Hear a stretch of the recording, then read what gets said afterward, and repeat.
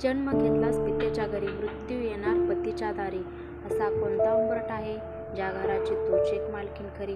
असा कोणता उंबरठा आहे ज्या घराची तूच एक मालकीण खरी.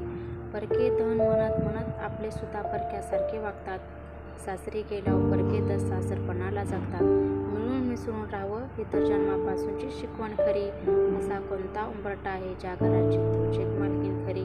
असा कोणता उंबरठा आहे ज्या घराची तूच एक मालकीण खरी. मुले, घरकाम, नोकरीशिवाय संसाराचा आजकाल थगत नाही. कौतुकाचे दोन शब्द नवरा सुद्धा कधी वाहत नाही. कितीही त्रास झाला तरी मुख गिळून गप्प बसावं लागतं. कारण म्हणतात ना, सासरी जाताना तोंड शिवून जावं लागतं. प्रत्येक वादाचा शेवट असतो, जा मग तुझ्या बापाच्या घरी. असा कोणता उंबरठा आहे ज्या घराची तूच एक मालकीण खरी. असा कोणता उंबरठा आहे ज्या घराची तूच एक मालकीण खरी.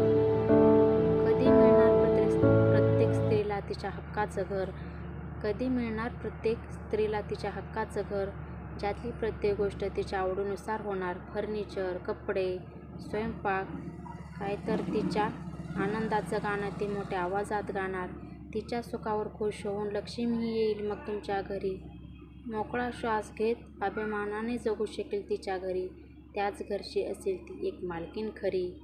असा कोणता उंबरठा आहे ज्या घराची तूच एक मालकीण खरी. असा कोणता उंबरठा आहे ज्या घराची तूच एक मालकीण खरी.